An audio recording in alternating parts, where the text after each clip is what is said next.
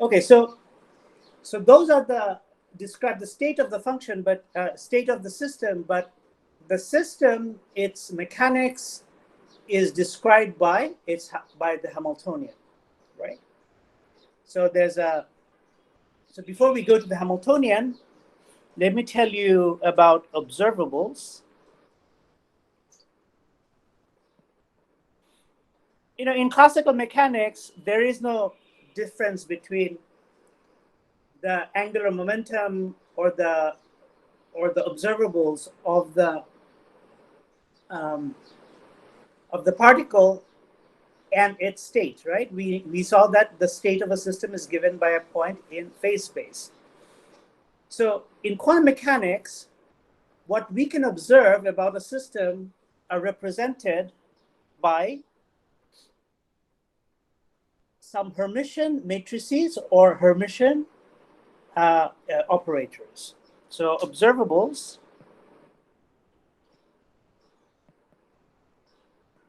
are represented by, for the finite dimensional case, Hermitian matrices. For the infinite dimensional case, Hermitian. Actually, it's a bit more restrictive, self-adjoint operators. Okay, before I move on, let me address a question that came up in the back channel chat. It says that, can it be of infinite dimensions, column vector of order infinite? Yeah, exactly. Maybe not quite. It would be helpful if the wave function moves right or left from its. Yeah, I mean, I'll come to the wave equation eventually. Yeah. The dynamics of the wave function will be given by by the Schrodinger equation. Okay. Sir, like the Hermitian matrices and the operators, in the case of vectors, we can see easily how a function can be represented by an infinite column vectors. But Yeah. what would be the case for um, the passage from a Hermitian matrix to a Hermitian operator? Yeah. So yeah, it's I think I'll address this probably at the end of the. Okay, let me just quickly say, and just for Nahi, perhaps that suppose that the moment you'll see that the momentum operator is given by minus I h bar d by d x. Okay, so you can actually think of this as x prime, the xx prime. The xx prime element of an operator, and then it'll be given by up to a sign which I may not have right, is going to be given by delta x minus x prime. Okay, so this is, now you see that there are like true indices, and that's how you can think of it as a as a matrix. Okay. Yeah. Okay, sir. Okay. So let's move on. So let's look at an example, say for the spin half particle.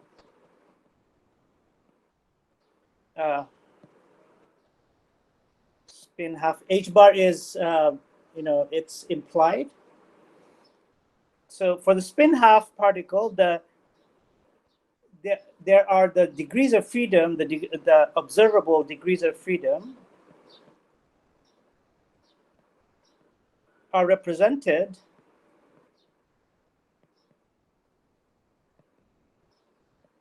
by the following matrices.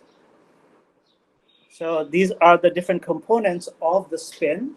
The x component of the spin is h bar by 2. This matrix, this is a Pauli matrix. This matrix is sigma x. Sy is going to be h bar by 2, 0 I, it's a minus I 0, and this is also known as sigma y, the Pauli matrix. And Sz is going to be given by h bar by 2, 1, 0, minus 1. And this is sigma z, the Pauli matrix, okay? So these are the three components of the angular momentum. The total angular momentum, actually it doesn't make sense to talk about total angular momentum, sorry, total spin. It makes sense to talk about the square of the total spin for reasons that I'm not going to go to. We can discuss it outside class. And this is given by, of course, the dot product of the angular of the spin vector. And this is of course sx squared plus sy squared plus sz squared. Now it's very easy to show that the angular momentum, sorry, I keep on saying angular momentum, but it's spin. It's easy to show that the spin matrices, they satisfy this algebra. This is a commutator. Si, commutator Sj is I h bar epsilon ijk s of k. In components, we can write this as Sx Sy is equal to I h bar Sz, and it's cyclic permutations, okay? So using this algebra, we can show that this thing, the total spin, is given by h bar by 2 times h bar by 2 plus 1 times the identity matrix, okay? So this is also another observable. Okay. So these are the observables. It seems very abstract. In real life, usually when we make an observation of a quantity, it doesn't come out to be a matrix. So what happens when we actually take a particle, a spin half particle, and say observe it's the z component of its angular momentum? Do I get a matrix? The answer is no. Sir, in the commutator function epsilon ijk, is that the -1 or +1 plus Yeah. sign detector? Exactly. This is the Levi-Civita symbol.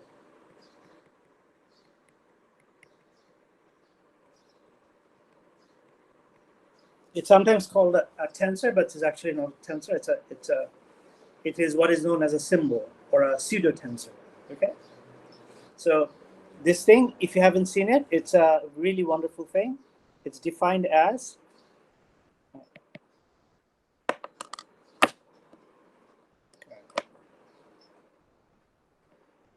somehow can you guys hear me? Yes, sir. Yes, Okay. sir. Yes, sir. Okay, Yes, sir. yeah, my pencil was not working for a second. Okay, now it is. So epsilon ijk is defined as epsilon 1, 2, 3 is +1, and it's completely antisymmetric. That means that epsilon 1, 1, 2, and stuff like that will be 0. Anytime an index repeats as 0, and any odd permutation, so such as 2, 1, 3, any odd permutation from this guy is -1. Okay, and you can show that this thing implies these commutators. Okay, so when we make an observation,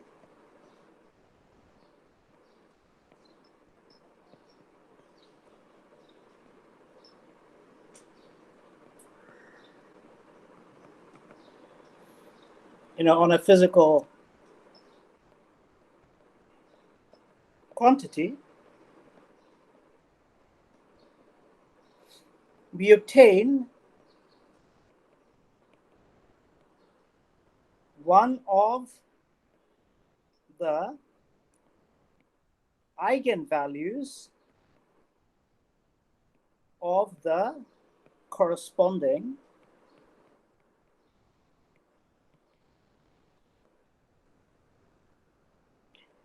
Hermitian matrix, or the self-adjoint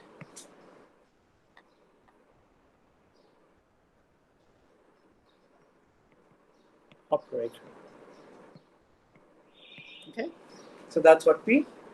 So if I were to observe, say, the Z component of the spin of a particle, what would I get?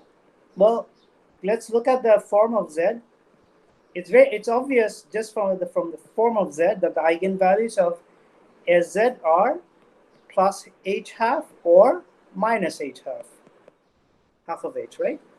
Because it's in the diagonal form, so we can just read off the eigenvalues.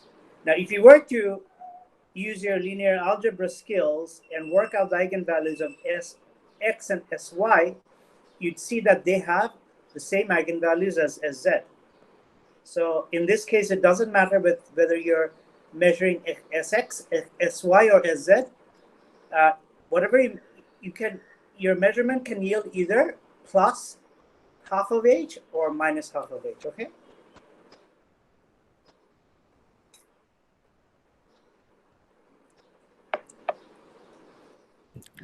Sir, that plus half of h, is that the spin?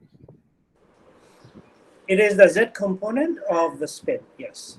So if is spin half equal to spin h half, I mean, does h change something in the spin, or we ignore it while saying spin half? Yeah, that's implied.